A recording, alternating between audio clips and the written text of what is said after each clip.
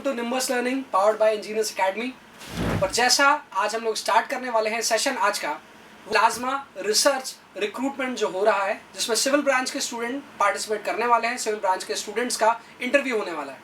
तो उस particular exams के इंटरव्यू में किस तरह से क्वेश्चंस पूछे जाते हैं आरसीसी सब्जेक्ट के, उस तरह के क्वेश्चंस को हम लोग यहाँ पर देखने वाले हैं। जो कि ये सेशन है हमारा इंटरव्यू गाइडेंस प्रोग्राम, जो इंजीनियर्स एकेडमी की एक नई पहल है। इंजीनियर्स एकेडमी की एक नई पहल निम्बस लर्निंग प्लेटफॉर्म पर उन सारे स्टूडेंट के लिए जो इंटरव्यू में किसी तरह से क्रैक नहीं कर पाते हैं, तो उन्हें इंटरव्यू में किस तरह से गाइडेंस करना चाहिए, उसके लिए सेशन स्टार्ट किया। तो आरसीसी से क्या पूछा जाएगा? आरसीसी से पूछा जाएगा concept, basic concept of RCC. RCC का मीनिंग क्या है? Reinforced cement concrete. What is the meaning of reinforced? Reinforced word का मीनिंग क्या है? If we increase the strength of cement concrete by reinforcing any material or by placing any material, that particular substance or that particular composite section will become reinforced cement concrete. तो यदि हम cement concrete में किसी कोई foreign material को introduce कर देते हैं, प्लेस कर देते हैं इस तरह से कि उस सीमेंट कंक्रीट की स्ट्रेंथ इनहैंस हो जाए, इंक्रीज कर जाए, बढ़ जाए, तो उस पर्टिकुलर कंपोजिट सेक्शन को हम कहेंगे reinforced cement concrete. Present scenario में हम रेनफोर्स्ड सीमेंट कंक्रीट के लिए हमने जो सब्सटेंस लिया है या हमने जो मटेरियल लिया है दैट इज स्टील बार्स हम यूज करते हैं। हो सकता है फ्यूचर में किसी और मटेरियल को यूज करें। तो बेसिकली यदि हम बात करें रेनफोर्स्ड सीमेंट कंक्रीट क्या है, it is the cement concrete whose tensile and compressive strength is increased by embedment of steel bars.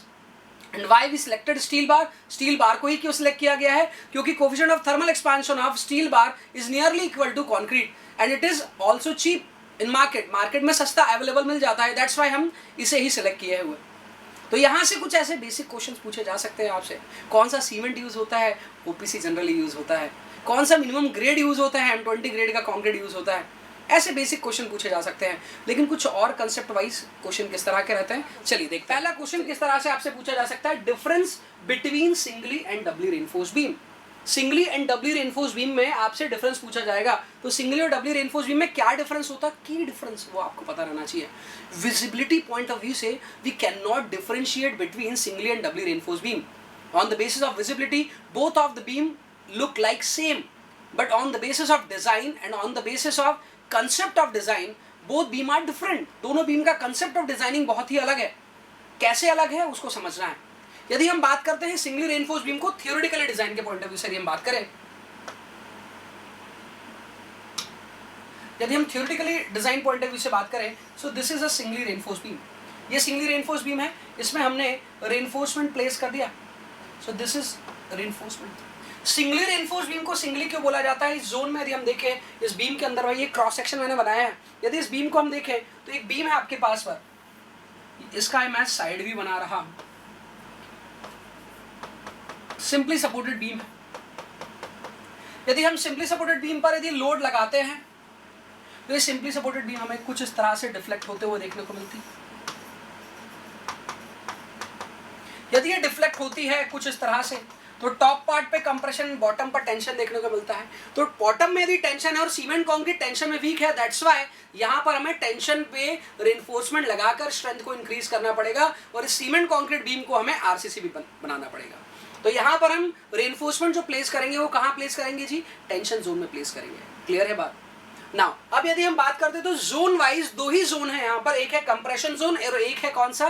Tension zone. तो यहाँ पर यदि हम बात करते हैं तो हमारे पास पर दो जोन हो गए हैं, एक हो गया है compression zone and second is tension zone.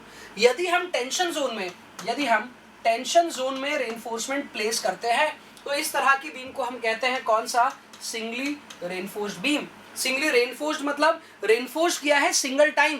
If we increase the strength of beam only in tension zone, that particular beam is known as singly reinforced beam. यदि हम किसी बीम का स्ट्रेंथ सिर्फ टेंशन जोन में reinforcement place कर यदि बढ़ाते हैं, इंक्रीज करते हैं, that particular beam is known as singly reinforced beam. और यदि हम इसी की जगह पर हम किसी बीम के टेंशन जोन के साथ साथ हम यदि कंप्रेशन जोन में भी यदि स्टील लगा देते हैं, यदि हम टेंशन जोन के साथ साथ कंप्रेशन जोन की भी स्ट्रेंथ को इंक्रीज करते हैं, तो इस तरह की बीम आपके पास पर जिसमें हमने कंप्रेशन में as well as tension zone में स्टील लगा दिया है, तो इस तरह की बीम को हम लोग कहते हैं डबली रेनफोर्स्ड बीम। कौन सा बीम कहते हैं इसे हम? डबली रेनफोर्स बीम। तो हमारे पास पर दो तरह की बीम है on the basis of design concept, on the basis of design concept in दोनों में ये डिफरेंस होता है। सिंगली रेनफोर्स बीम में हमारे पास पर रेनफोर्समेंट जो होते हैं वो टेंशन जोन में होता है, डबली रेनफोर्स बीम में कंप्रेशन में भी होते हैं। तो ये है आपके पास पर on the basis of theory, हम ये बात कर रहे हैं on the basis of theory, theory के बेसिस पर दोनों में ये डिफरेंस है। लेकिन यदि हम प्रैक्टिकली बात करें, तो प्रैक्टिकली क्या देखने को मिलता है? प्रैक्टिकली देखा जाए तो ये है सिंगली रेनफोर्स बीम और ये है आपके पास पर डबली रेनफोर्स बीम। अब आप खुद देखकर बताएं कि यहाँ पर दोनों में क्या डिफरेंस है। सिंगली रेनफोर्स बीम में ये लगा है रेनफोर्समेंट, डबली रेनफोर्स बीम में ये लगा है रेनफोर्समेंट। सिंगली रेनफोर्स बीम में ये एक और रेनफोर्समेंट ऊपर पर लगा हुआ है, डबली रेनफोर्स बीम में ये रेनफोर्समेंट लगा है। ये रहा दोनों का न्यूट्रल एक्सिस। दोनों ही बीम में practically compression zone as well as in tension zone हम रेनफोर्समेंट प्लेस कर रहे हैं, बट रेनफोर्समेंट हर केस में नहीं कहलाएगा। जैसे इस केस में यदि हम बात करते हैं, इस केस में हम ये जो हमारे पास पर सिंगली रेनफोर्स्ड बीम है and this is doubly reinforced beam, हम यहाँ पर जो बार प्लेस किए हैं इन बार को हम कहते हैं सपोर्टिंग बार। कौन से बार कहते हैं इन्हें हम? Supporting bar. These are supporting bar and these bar are these, ये जो बार लगे हैं हमारे पास पर ये है डिजाइन बार। साथ ही साथ ये काम करते हैं किसकी तरह? सपोर्टिंग बार की तरह। तो हम इसे डिजाइन बार कम सपोर्टिंग बार भी कह सकते हैं। टेंशन जोन दोनों का तो पहले भी एक जैसा था, लेकिन कंप्रेशन जोन अभी यहाँ पर हमने एक अलग से बार लगाया है। इस बार के बारे में यदि हम बात करें तो इस बार का जो डाया है, dia of supporting bar, that should be greater than equal to 10 mm। लेकिन ये है आपके पास पर, इन्हें हम बोलते हैं कौन से bar? These are design bar. कौन से बार? Design bar. और डिजाइन बार का dia greater than equal to होना चाहिए 12 mm। इन बार का एरिया ऑफ स्टील मिनिमम है। यहाँ पर ये जो बार लगा है डिजाइन बार इन टेंशन, यदि मैं टेंशन के रिस्पेक्टिव बात करता हूँ, डिजाइन बार कहाँ के? यदि हम टेंशन के रिस्पेक्टिव बात करते हैं डिजाइन बार का, तो यहाँ पर आपके पास पर, यहाँ पर ध्यान रखें, area of steel minimum, area of steel जो मिनिमम रहेगा आपके पास पर डिजाइन बार पर, that should be greater than equal to 0.85 times of BD upon FY। इससे ज्यादा होना चाहिए minimum area of steel. So that is what you have to understand about the beam कि बीम में टेंशन जोन पर तो आप मिनिमम क्राइटेरिया दे रहे हैं, लेकिन कंप्रेशन जोन का यहाँ कोई मिनिमम क्राइटेरिया नहीं है। ओके, तो ये है प्रैक्टिकली डिफरेंस एक singly reinforce beam and doubly reinforce beam में।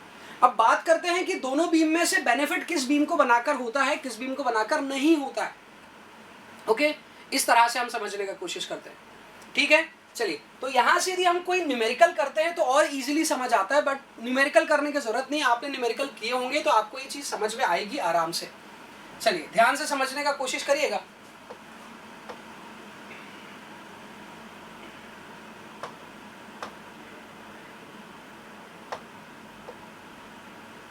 चलिए हम यहां से बात करते हैं डबली रेनफोर्स बीम में।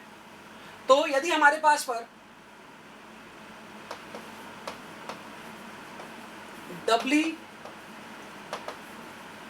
रेनफोर्स्ड बीम को हम लोग देखते हैं with respect to singly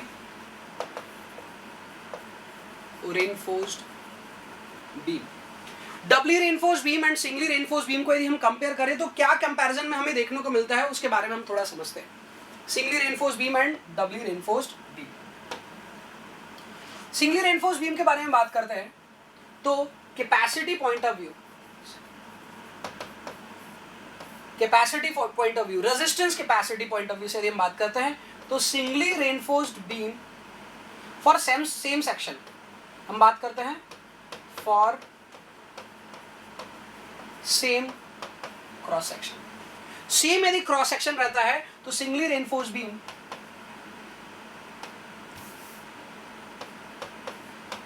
doubly reinforced beam have 1.2 to 1.5 times of resistance। Generally इतना रेजिस्टेंस में फर्क आ जाता है यदि दोनों का यदि क्रॉस सेक्शन सेम रहे, सिंगली और डबली का क्रॉस सेक्शन सेम है, तो सिंगली रेनफोर्स बीम का के कंपैरेटिवली डबली रेनफोर्स बीम का रेजिस्टेंस थोड़ा ज्यादा होता है। नेक्स्ट यदि हम बात करें for different cross section, that means कि यदि हमने डबली रेनफोर्स बीम का क्रॉस सेक्शन कुछ ऐसा एंड सिंगली रेनफोर्स बीम का क्रॉस सेक्शन कुछ ऐसा दिया, इसका कारण है यदि हम दोनों का क्रॉस सेक्शन यदि सेम नहीं देते तो दोनों के अंदर डिफ्लेक्शन जो है वो अलग अलग हो जाता है। तो यहाँ पर हम कह सकते हैं यदि हम डिफरेंट क्रॉस सेक्शन देते हैं तो यहाँ पर आपके पास पर singly reinforce beam have more deflection, singly reinforce beam have more deflection. Singly reinforce beam का डिफ्लेक्शन डबली रेनफोर्स बीम से ज्यादा होता है, तो यहां से ध्यान रखना है to counter it depth of singly reinforce beam is more compare to doubly reinforce beam. Doubly reinforce beam के कंपैरेटिवली सिंगली रेनफोर्स बीम का डेप्थ ज्यादा होता है, डीपर सेक्शंस होते हैं किसके, सिंगली रेनफोर्स बीम के, ये आपको पता रहना चाहिए।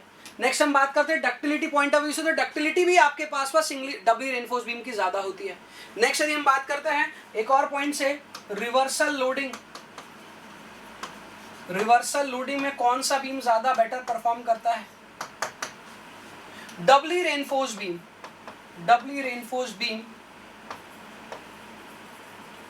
perform better in reversal loading, जिसको हम कह सकते हैं ड्यूरिंग, एक एग्जांपल है उसका अर्थक्वेक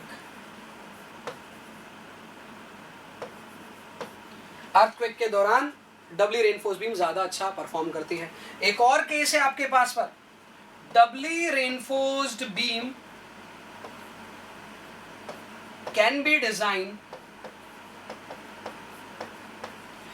designed as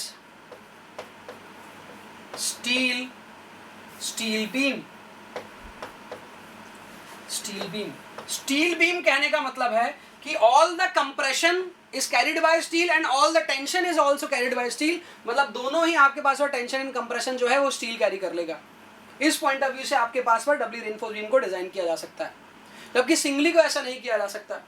तो आप देखेंगे यहाँ पर बेनिफिट्स ही बेनिफिट लिख रखे हैं मैंने कि same for same cross section doubly reinforce beam का रेजिस्टेंस ज्यादा है, for different cross section singly reinforce beam में आपके पास डिफ्लेक्शन ज्यादा होगा, डिफ्लेक्शन को काउंटर करने के लिए डेप्थ ज्यादा दे देंगे, तो लार्जर क्रॉस सेक्शन देखने को, डीपर सेक्शन देखने को मिलेंगे किसके, सिंगली रेनफोर्स बीम के। नेक्स्ट हम बात करते हैं रिवर्सल लोडिंग के केस में आपके पास डबली रेनफोर्स बीम ज्यादा अच्छा या बेटर परफॉर्म करती है। नेक्स्ट हम बात करते हैं डबली रेनफोर्स बीम जो है वो स्टील बीम कंसेप्ट से डिजाइन की जा सकती है, उसके लेसर क्रॉस सेक्शन हो सकते हैं और लेसर क्रॉस सेक्शन के साथ लार्जर स्पान भी हो सकते हैं।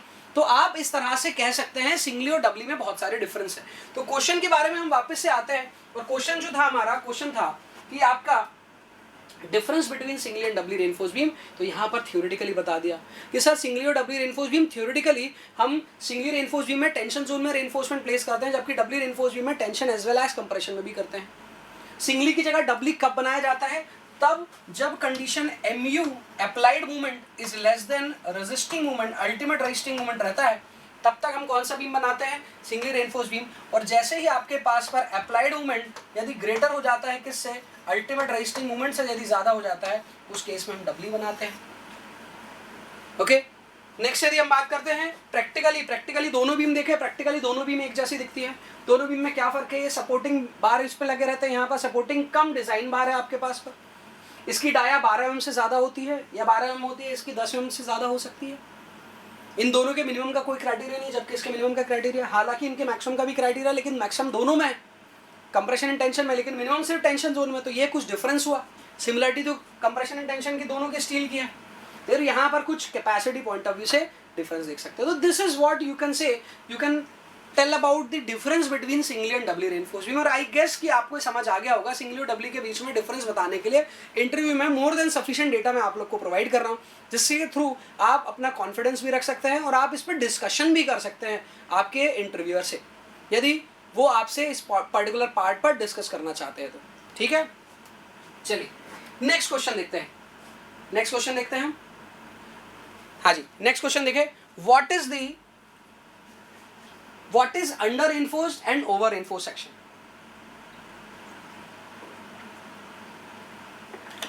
तो यहां से जो क्वेश्चन आप लोगों से पूछे जा सकते हैं वो सिमिलर उस तरह के क्वेश्चन है कि क्या हम एक पर्टिकुलर बीम में रिक्वायर्ड अमाउंट ऑफ स्टील से ज्यादा स्टील लगा सकते हैं?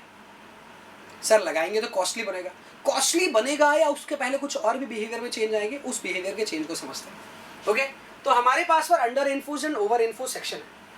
तो मैं स्ट्रेन डायग्राम से अभी यहाँ नहीं बता रहा हूँ, अभी सिर्फ कुछ पॉइंट्स बात करते हैं। Under reinforced section, okay. Under reinforced section में देखते हैं, अंडर रेनफोर्स्ड सेक्शन क्या होता है? वो सेक्शन जिसके अंदर कंक्रीट फुल्ली यूटिलाइज ना हो और स्टील फुल्ली यूटिलाइज हो जाए। फॉर एग्जांपल एक बैलेंस सेक्शन है आपके पास पर, this is the balance section, ठीक है, बीम का ये बैलेंस सेक्शन है, मैं उसका स्ट्रेन डायग्राम बगल में बना रहा हूं। This is a beam, okay, इसका हम स्ट्रेन डायग्राम देख रहे हैं और ये हमारे पास पर limiting depth of neutral axis है। This is the limit, maximum limit of neutral axis. So if concrete अपनी ultimate limit of failure that is strain of 0.0035 पर पहुंच जाए, है ना, कंक्रीट अपने रीच कर जाए किस पर? मैक्सिमम जो उसकी फेलियर लिमिट है वहां पर, और स्टील रीच कर जाए अपनी यील्डिंग पर that is 0.002 plus 0.87 FY/ES। Steel अपनी, स्टील की जो स्ट्रेन है, इस स्ट्रेन को कौन सी स्ट्रेन बोलते हैं स्टील का? This is yielding strain, okay, this is yielding strain of steel, and this is failure strain of concrete, this is failure strain of concrete। यदि concrete अपनी failure strain पर reach कर जाए और simultaneously steel अपने yielding strain पर reach कर जाए, तो इस condition पर कंक्रीट अपनी मैक्सिमम लिमिट पर यूटिलाइज होगा और यहाँ पर स्टील भी जो है वो ऑप्टिमम अमाउंट का डाला गया है, जितना स्टील चाहिए था उतना ही आपने स्टील लगाया है। And this particular type of section is known as balance section. इस तरह के सेक्शन को हम बैलेंस सेक्शन बोलते हैं। लेकिन अब हुआ क्या, अब ध्यान से देखिए क्या हुआ, फर्क क्या आया, चेंज क्या आया, उसको हम जज करने का कोशिश करते हैं। ठीक है, अब हुआ क्या कि यहाँ पर आपके पास पर कॉन्क्रीट जो है वो अपने फेलियर पर नहीं पहुंचा, लेकिन स्टील अपने यील्डिंग पर पहुंच गया। स्टील अपने यील्डिंग पर पहुंच गया और कॉन्क्रीट अपने फेलियर से पर नहीं पहुंचा। दैट मीन्स कि यहाँ पर आपके पास पर स्ट्रेन बिहेवियर कुछ ये हो जाएगा, and this will be your neutral axis new. यहाँ हुआ क्या, इस लेवल पर क्या हुआ, strain in concrete is less than 0.0035, मतलब कंक्रीट अपने फेलियर लिमिट पर नहीं पहुंचा, कंक्रीट अपने फेलियर लिमिट पर नहीं पहुंचा। और कंक्रीट का यदि फेलियर होता तो वो ब्रिटल नेचर का होता, बट कंक्रीट अपने फेलियर पर पहुंचा ही नहीं है, तो यहाँ पर ब्रिटल फेलियर नहीं होगा। और यदि यहाँ पर ब्रिटल फेलियर नहीं हुआ तो यहाँ पर एक प्रॉब्लम जो है उसे आपने एड्रेस कर लिया है, वो ये है कि कंक्रीट से होने वाला फेलियर नहीं होगा, और जो फेलियर होगा that will be from the tension zone, and that failure is known as ductile failure.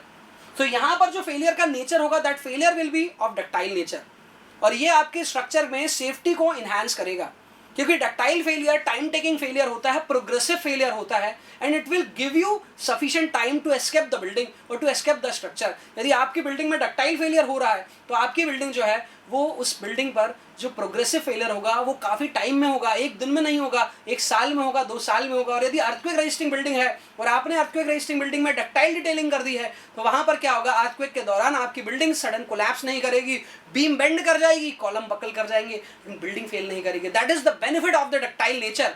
तो उस डक्टाइल नेचर को हम कंक्रीट के अंदर लेकर आएंगे, जबकि concrete is a brittle material, but after the introduction of steel in such a way that we are using that particular brittle material in a form of ductile material, मतलब यहाँ पर एक fake failure देखने को मिल रहा है। तो यहाँ पर आपको देखने को मिल रहा है कि यहाँ जो फेलियर है आपके पास पर उसका नेचर कुछ इस तरह का हो सकता था, ये था आपके पास पर बैलेंस फेलियर, लेकिन ऐसा हुआ नहीं। ऐसा ना होने का कारण ये हो सकता है कि आपने जितनी टेंसाइल स्ट्रेंथ बढ़ानी थी उतनी नहीं बढ़ाई, आपने थोड़ा अंडर किया है रेनफोर्समेंट को, मतलब रेनफोर्समेंट की जितनी रिक्वायरमेंट थी आपने उतना नहीं दिया, उससे कम दिया। तो देखिए यहाँ पर हो क्या रहा है, आपने रेनफोर्समेंट की जितनी रिक्वायरमेंट थी उससे कम दिया तो भी आपका स्ट्रक्चर सेफ है। बट इसमें ये कह सकते हैं कि कंक्रीट फुल्ली यूटिलाइज नहीं हुआ, कंक्रीट सिर्फ इतने जोन तक का यू कैन से कि यूटिलाइज हुआ है, फुल कंक्रीट यूटिलाइज नहीं हुआ, लेकिन ये स्ट्रक्चर सेफ है। तो अंडर रेनफोर्स सेक्शन बनाने से कोई लॉस नहीं है आपको। क्लियर है? तो ये था आपके पास अंडर रेनफोर्स सेक्शन। सिमिलरली यदि मैं बात करता हूँ ओवर रेनफोर्स सेक्शन में क्या होगा, ओवर रेनफोर्स सेक्शन में क्या होगा, ओवर रेनफोर्स सेक्शन के अंदर हमारा कंक्रीट जो है वो अपने लिमिट तक पहुंच जाएगा, कंक्रीट अपने लिमिट पर यूटिलाइज हो जाएगा, लेकिन स्टील अपने फेलियर तक नहीं पहुंचेगा, स्टील अपने फेलियर तक नहीं पहुंचेगा। तो यहां पर कंक्रीट यदि स्टील अपने फेलियर पर पहुंच गया और स्टील नहीं पहुंचा, तो यहां पर आपके पास पर strain in steel is less than 0.002 plus 0.87 Fy upon ES हो जाएगा। और हमारा अजम्पशन है, assumption number 6 of limit state method for bending under collapse, की स्ट्रेन जो होगा स्टील में, the maximum strain in the steel or the maximum strain in the tensile reinforcement shall not be less than this value, but our strain is less than this value. That means this particular condition or this particular case is not as per our assumption, assumption के accordingly fulfill नहीं हो रहा है। Okay? failure कैसा होगा, failure तो हम बाद में बात करेंगे, लेकिन ये केस या assumption पर बेस्ड नहीं। नेक्स्ट यदि हम बात करते हैं यहाँ पर होगा क्या, अब यदि आप और लोड लगाओगे तो क्या होगा, और लोड लगाओगे तो कंक्रीट में और स्ट्रेन आएगा, स्टील में और स्ट्रेन आएगा, स्टील अपनी डक्टिलिटी, स्टील जैसी अपनी डक्टिलिटी फेलियर शो करना स्टार्ट करेगा, तब तक कंक्रीट अपना ब्रिटल फेलियर, यहां कंक्रीट अपना ब्रिटल फेलियर शो कर चुका होगा। And brittle failure is sudden failure, it will not give you sufficient time to escape that particular structure. तो इसलिए ओवर इन्फोर्स स्ट्रक्चर या ओवर इन्फोर्स सेक्शन को आपको स्ट्रक्चर में अवॉइड करना है। ओवर इन्फोर्स स्ट्रक्चर या ओवर इन्फोर्स सेक्शन एक स्ट्रक्चर में ब्रिटलनेस को अलाउ करते हैं और ब्रिटलनेस सडन फेलियर को अलाउ करता है। तो आपको ये ध्यान रखना। और इवन ये हमने अजम्पशन भी जो लिमिट स्टेट मेथड में बनाया है, वो ये अजम्पशन की ये कंडीशन वैलिड नहीं हो पाती है। आई गेस कि आपको ये पॉइंट वैलिड समझ आया होगा। On the basis of strain diagram में हम बात करते हैं। तो यदि हम बात करते हैं कि आपके पास पर ये जो सेक्शन है, ये जो स्ट्रक्चर है, अंडर इन्फोर्स बनाए या ओवर इन्फोर्स बनाए, अंडर इन्फोर्स बनाए, ओवर इन्फोर्स कभी नहीं बनाए। लेकिन अब आपको एक हैक देता हूँ, यहाँ पर कुछ डेटा आपको अभी थोड़ी देर पहले मैंने बताया था सिंगली रेनफोर्स बीम होती है, बताया था आपको सिंगली रेनफोर्स बीम में टेंशन जोन पर बार होते हैं। लेकिन आपको पता है प्रैक्टिकली यहाँ पर भी तो बार होते हैं? अरे पता है, हाँ सर पता है। तो सिंगली रेनफोर्स बीम में क्या होता है, यदि आपने यहाँ पर बार लगे, ठीक है, यदि आपने इन बार को और काउंट कर लिया, जैसे फॉर एग्जांपल ये सेक्शन है, इस सेक्शन को हमने कह दिया ये सेक्शन पर आपके पास पर कंप्रेशन जोन की स्ट्रेंथ आपके पास पर कम है और टेंशन जोन की स्ट्रेंथ ज्यादा है। तो ये सेक्शन आपके पास पर टेंशन जोन की स्ट्रेंथ ज्यादा है कंप्रेशन से, तो यहाँ पर कंप्रेशन जोन से कंक्रीट फेल कर जाएगा, मतलब ब्रिटल फेलियर, मतलब ये सेक्शन ओवर इन्फोर्स सेक्शन, ठीक है।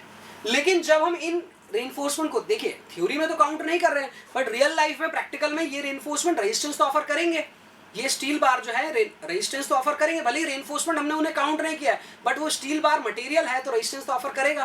और जब ये रियल लाइफ में रेजिस्टेंस ऑफर करेगा तब होगा क्या, इस कंप्रेशन जोन में स्ट्रेंथ ऐड हो जाएगी इस सपोर्टिंग बार से, और जब इस सपोर्टिंग बार से स्ट्रेंथ इंक्रीज कर जाएगी तो ये कंडीशन फिर वैलिड ऐसे ना होकर ही हो जाएगी, supporting bar plus compressive strength of concrete is greater than tension, और यही ओवर रेनफोर्स सेक्शन बन जाएगा अंडर रेनफोर्स सेक्शन। तो रियल लाइफ में ओवर रेनफोर्स सेक्शन जो है आपका अंडर रेनफोर्स बन सकता है, मतलब हम एक किसी ओवर रेनफोर्स सेक्शन को कितना ओवर कर दे, तो हम 20 से 25% तक ओवर रेनफोर्स्ड कर सकते हैं।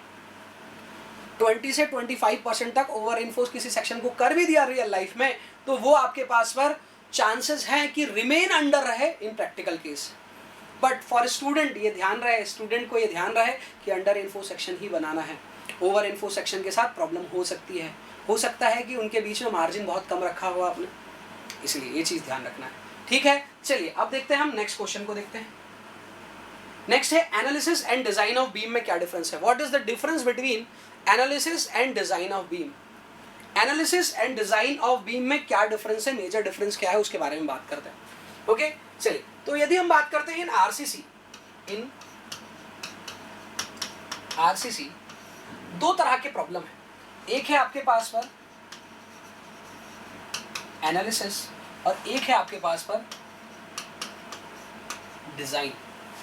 एनालिसिस भी दो तरह के होते हैं। यदि आरसीसी के अलावा यदि मैं बात करता हूं एनालिसिस, एक एनालिसिस होता है आपके पास पर एक्शन, और एक एनालिसिस जो हमें करना है आरसीसी में वो है रिएक्शन एनालिसिस।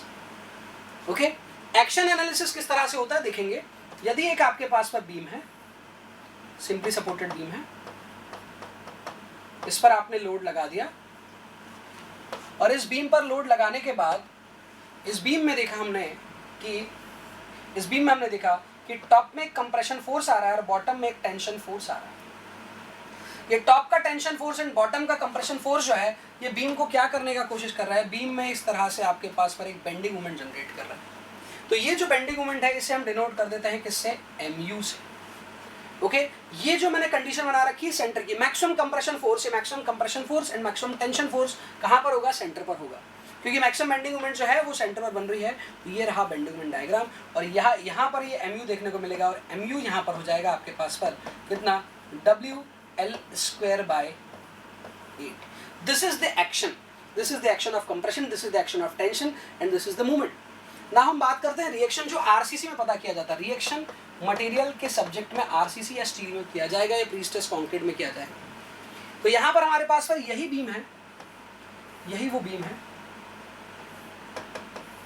इस बीम में बाहर से एक कंप्रेशन और एक टेंशन फोर्स लग रहा है और एक मूवमेंट है आपके पास पर यहाँ पर, जिसे हम mu से डिनोट कर रहे हैं। लेकिन इसके अगेंस्ट पर यहाँ पर हमें एक रेजिस्टेंस देखने को मिल रहा है, इसके अगेंस्ट पर एक रेजिस्टेंस देखने को मिल रहा है। यह है resistance against compression and this is resistance against tension.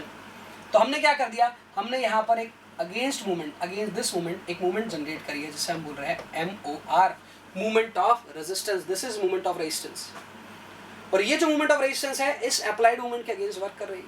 यदि आपके पास रिएक्शन में MOR यदि ग्रेटर देन इक्वल टू हो गया mu, so there will be no bending और नो फेलियर। ओके, और यदि mu ज्यादा हो गया MOR से, तो यहाँ पर बेंडिंग हो जाएगा। तो हमें ये पता करना है कि जो एग्जिस्टिंग बीम है उसमें हमने सफिशिएंट अमाउंट का स्टील या सफिशिएंट अमाउंट का कंक्रीट प्लेस किया है या नहीं किया है। तो हमें बेसिकली डिजाइन और एनालिसिस समझना था। तो एनालिसिस में ये एनालिसिस का पार्ट जो है ये किया जाता है सोम या टॉस में, और ये पार्ट किया जाता है आरसीसी या स्टील में। तो हम आरसीसी या स्टील में मटेरियल की कैपेसिटी निकालते हैं with respect to the bending, कि मटेरियल जो हमने प्लेस किया है वो प्रॉपर बेंडिंग को रेजिस्ट कर पा रहा होगा या नहीं कर पा रहा होगा। बेंडिंग स्ट्रेस यहाँ पर इंड्यूस होगी, अरे होगी या नहीं होगी, बिल्कुल होगी। बेंडिंग स्ट्रेस आप निकाल सकते हैं, यहाँ पर कितनी हो जाएगी bending stress, bending stress is equal to हो जाएगा M/Z हो जाएगा। तो इस बेंडिंग स्ट्रेस, ये जो M/Z से इस सेक्शन पर जो बेंडिंग स्ट्रेस आई, उस बेंडिंग स्ट्रेस के अगेंस्ट पर कंप्रेशन जोन पर कंक्रीट एंड टेंशन जोन पर स्टील सफिशिएंट रिएक्शन दे रहा है या नहीं दे रहा है, यही हमें चेक करना है। ये होता है एनालिसिस में आरसीसी के। अरे आ रही है बात समझ में? नाउ अब बात करते हैं डिजाइन में। डिजाइन कहने का मतलब क्या हो जाता है,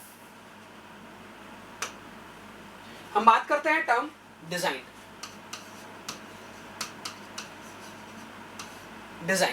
डिजाइन करने का मतलब क्या हो गया, यदि हम एक आरसीसी सेक्शन बना रहे हैं तो डिजाइन करने का मतलब है कि एक रिक्वायरमेंट, डिजाइन करने का सिंपल सा यदि वर्ड में बात करूं,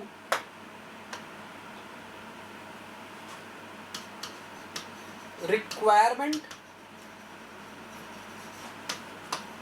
of section and steel in RCC member to resist bending। Basically design करने का मतलब क्या है, requirement of section and steel in RCC member to resist bending. मतलब यदि आपके पास पर एक बेंडिंग मोमेंट है दैट इज mu, इस बेंडिंग मोमेंट को रेजिस्ट करने के लिए आपको क्या चाहिए, इस बेंडिंग को रेजिस्ट करने के लिए चाहिए आपको एक सेक्शन, आपको चाहिए एक इनर्शिया, और आपको इनर्शिया के साथ चाहिए मटेरियल स्ट्रेंथ, आपको चाहिए मटेरियल स्ट्रेंथ। सो आप कितना रखेंगे इनर्शिया दैट इज सेक्शन, और क्या रखेंगे मटेरियल का स्ट्रेंथ, जिसके बेसिस पर अप्लाइड मूवमेंट के अगेंस्ट पर आप क्या ऑफर करें, इन दोनों के यूज से रिएक्शन। ओके, सो यहां पर क्या करना पड़ता है, यहां पर हमें हिट एंड ट्रायल करना पड़ता है, यहां पर क्या करना पड़ता है, हिट एंड ट्रायल, हमें बार बार एक ही प्रोसेस को रिपीट करना होता है। जैसे सबसे पहले हम लोग क्या करेंगे, सबसे पहले ध्यान से सुनेंगे, डिजाइन का प्रोसीजर बता रहा हूं मैं, डिजाइन के प्रोसीजर में सबसे पहले हम लोग क्या करेंगे, सबसे पहले हम लोग डायमेंशन सिलेक्शन करेंगे, डायमेंशन सिलेक्शन या यू कैन से क्रॉस सेक्शन सिलेक्शन। इसमें आपको कुछ डेटा गिवन रहेगा, पहले से वो डेटा आपको बता रखेंगे जिसके बेसिस पर आप बीम डिजाइन कर सकते हैं। मतलब आपको गिवन रहेगा क्या, आपको गिवन रहेगा लाइव लोड जो उस बीम को कैरी करना है, और आपको गिवन रहेगा क्या, आपको गिवन रहेगा क्लियर स्पान। ये दो चीजें आपको गिवन रहेगी जिसके बेसिस पर आप एक बीम को डिजाइन कर सकते हो। तो किसी भी बीम को डिजाइन करने से पहले आपको लाइव लोड और क्लियर स्पान हमेशा दिया जाएगा। बिना लाइव लोड दिए, बिना क्लियर स्पान दिए आप किसी बीम को डिजाइन कर ही नहीं सकते। लाइव लोड के बगैर क्यों नहीं कर सकते, क्योंकि किसी भी बीम को बनाया गया किसी पर्पस के लिए बनाया गया, कोई पर्पस फुलफिल करने के लिए, किसी लोड को कैरी करने के लिए। डेड लोड तो बाय डिफॉल्ट वहां है ही, लेकिन लाइव लोड कितना आ रहा है that you have to understand. Type of building अलग अलग है, नहीं पता है तो लाइव लोड के लिए हम IS 875 पार्ट 2 में जा सकते हैं, जहां पर हमें बिल्डिंग के रिस्पेक्टिव पता चल जाएगा कि कैरेक्टरिस्टिक लाइव लोड क्या है। Then we have to factor that particular load और उसके अकॉर्डिंग डिजाइन कर देंगे। क्लियर स्पान आपको दिया जाएगा, हर बीम का अलग अलग स्पान है, 2 मीटर की बीम का बेंडिंग अलग होगा, 10 मीटर की बीम का बेंडिंग अलग होगा, तो आपको क्लियर स्पान दिया जाएगा। और इसके बेसिस पर हम क्या करेंगे, हम इसके बेसिस पर IS 456 2000 के रिस्पेक्टिव हम एक इफेक्टिव स्पान निकालेंगे जिसमें बेंडिंग देखने को मिल रही है, और इसी के साथ हम लोग यहाँ पर पता करेंगे क्या, क्रॉस सेक्शन, किस क्रॉस सेक्शन की रिक्वायरमेंट है। अब क्रॉस सेक्शन जो है बड़ा ही मजेदार चीज है, क्योंकि यहाँ पर हम क्या कर सकते हैं, क्रॉस सेक्शन को अज्यूम कर सकते हैं, कोई भी क्रॉस सेक्शन आप अज्यूम कर सकते हैं। बस ये ध्यान रहे कि ये आपके पास पर फुलफिल करना चाहिए, ये क्या करना चाहिए, फुलफिल करना चाहिए डिफ्लेक्शन क्राइटेरिया, फुलफिल करना चाहिए डिफ्लेक्शन क्राइटेरिया। कहीं ऐसा ना हो जाए इतना थिन मेंबर ले लिया कि सेल वेट से ही डिफ्लेक्ट कर जा रहा है, ऐसा ना हो जाए। देख सफिशिएंट डायमेंशन ले, उसको चेक करने के लिए, फुलफिल करने के लिए डिफ्लेक्शन क्राइटेरिया। जैसे ही आपने डायमेंशन को चेक कर लिया डिफ्लेक्शन क्राइटेरिया से भी, उसके बाद आप क्या करें, मूवमेंट का कैलकुलेशन करें, movement calculation, action and reaction, action and reaction. Action movement के लिए आपको चाहिए क्या, एक्शन मूवमेंट के लिए आपको चाहिए क्या, टाइप ऑफ लोड, कौन सा लोड है, यूडीएल है, यूवीएल है, पॉइंट लोड है, और आपको चाहिए क्या, टाइप ऑफ बीम, क्योंकि टाइप ऑफ बीम पर आपके पास पर बेंडिंग मोमेंट के रिलेशन अलग अलग हैं, तो बेंडिंग मोमेंट आपके पास पर चेंज हो जाएगी। तो यहाँ से हम बेंडिंग मोमेंट निकाल लेंगे। बेंडिंग मोमेंट हमने निकाला, उसके बाद हम लोग क्या कैलकुलेट करेंगे, MU लिमिट या अल्टीमेट रेस्टिंग मोमेंट। इन दोनों को कंपेयर कर लेंगे। यदि इनके कंपेयर करने पर आपके पास पर MU लेस देन हो जाता है MU लिमिट, तो यहाँ पर ये आपके पास पर बन जाता है सिंगली रेनफोर्स्ड बीम। यदि आपके पास पर केस ऐसा होता है MU ग्रेटर देन हो जाता है MU लिमिट, तो यहाँ पर दो केसेस बन सकते हैं। दो केसेस कौन से बन सकते हैं, एक तो बन सकता है कि सेक्शन को आप क्या बना दीजिए, डबली रेनफोर्स्ड बीम बना दीजिए, या तो आप क्या कर सकते हैं, सेक्शन को आप रीडिजाइन करने के लिए चेंज इन क्रॉस सेक्शन पर जा सकते हैं। जो आपने अज्यूम किया था ना क्रॉस सेक्शन, बड़ा ले लो, कोई दूसरा सेक्शन ले लो, change the cross section, change the cross section, और वापस से चले जाइए कहां पर, वापस से चले जाइए आप डायमेंशन सिलेक्शन में, फिर वापस से चेंज करें। This is the procedure of design. तो डिजाइन का प्रोसीजर कहने का मतलब एक टारगेट फिक्स है आपका। यदि बीम में आपके पास पर इस कंडीशन को वैलिड करनी है, तो आपको इस टारगेट को मैच करने के लिए प्रोसीजर को तब तक रिपीट करना होगा जब तक ये कंडीशन ना आ जाए। ओके, तो बेसिकली यदि मैं बात करता हूँ डिजाइन के अंदर पर, design is very simple, because design आपके पास पर आपकी सेफ्टी क्राइटेरिया के बेसिस पर आता है, लेकिन रिएक्शन का जो पार्ट है आपके पास पर, वो जो एनालिसिस के अंदर कैलकुलेट करते हैं। तो मुझे लगता है कि आपको आज का सेशन काफी अच्छे से समझ आया होगा, जिसके अंदर आरसीसी के बेसिक्स पॉइंट्स हम लोगों ने देखे, बीम्स के बारे में खासकर बात की हमने यहाँ से, और मुझे लगता है कि आज के पार्ट से आप काफ़ी सेटिस्फाइड होंगे। बहुत जल्द आपको दूसरे सब्जेक्ट के भी वीडियोस जो आपके काम के हैं, जो आपके इंटरव्यूज़ के काम के हैं, वो अपलोड होने वाले हैं। तो आई होप कि आपको ये सेशन पसंद आया होगा, और यदि सेशन पसंद आया है तो वीडियो को ज़रूर आप लाइक करें, चैनल को ज़रूर सब्सक्राइब करें, और मिलते हैं किसी और वीडियो के साथ। तब तक के लिए thank you, goodbye, bye, tata. If you really like the video, please hit the like button, share the video, subscribe to our YouTube channel and press the bell icon for the latest updates. Thank you.